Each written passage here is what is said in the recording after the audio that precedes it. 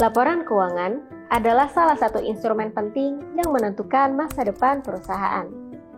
Meski semua perusahaan punya laporan keuangan, beda jenis perusahaan, beda juga loh kebutuhan laporan keuangannya. Kita ambil contoh laporan keuangan untuk jenis perusahaan dagang. Kira-kira laporan apa aja ya yang diperlukan? Sebelum masuk ke laporan, kamu perlu tahu dulu apa itu perusahaan dagang.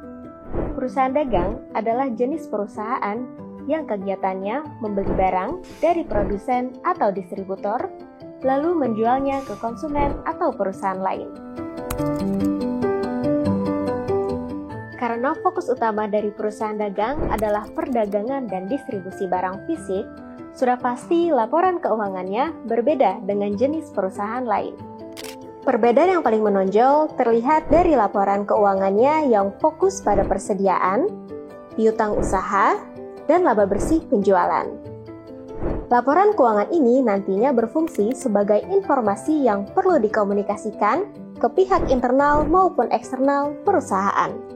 Fungsi laporan keuangan diantaranya untuk mengawasi keuangan, dasar prinsip pendapatan, dasar prinsip perpajakan, dasar pengendalian biaya, prinsip penentuan dividen, penentuan nilai investasi, serta informasi kepada calon investor.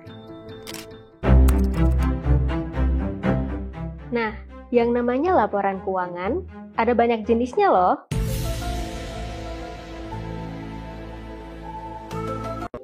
Perusahaan dagang biasanya butuh 5 jenis laporan keuangan yang kalau dikerjakan manual pasti butuh waktu lama.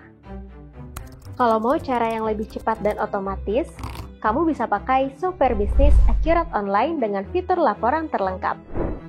Klik link di deskripsi kalau mau coba gratis aplikasinya selama 30 hari. Sekarang, lanjut bahas jenis laporan keuangan perusahaan dagang satu persatu yuk. Laporan laba rugi merupakan salah satu laporan keuangan utama perusahaan. Data penting yang dilaporkan seperti pendapatan, beban, keuntungan dan kerugian, serta pendapatan bersih. Laporan arus kas menjadi jembatan antara laporan laba rugi dan neraca. Laporan ini menunjukkan alur uang masuk dan keluar dari perusahaan.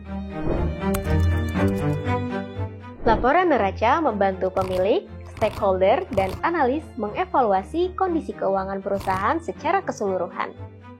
Data dalam laporan ini sekaligus berguna untuk melacak kinerja dan mengidentifikasi cara meningkatkan keuangan perusahaan. Laporan utang menunjukkan jumlah utang dari perusahaan penyedia barang atau jasa secara kredit kepada perusahaan. Jumlah utang tersebut dicatat dalam akun buku besar berjudul piutang. Saldo yang belum dibayar di akun ini akan dilaporkan sebagai bagian dari aset lancar yang terdaftar di neraca perusahaan. Nah, laporan terakhir yang tak kalah penting adalah laporan stok barang. Data-data yang termasuk dalam laporan ini adalah daftar barang, stok gudang, kode unik barang atau SKU, hingga data penjualan barang paling laku. Demikian jenis dan pengertian singkat laporan keuangan yang diperlukan sebuah perusahaan dagang.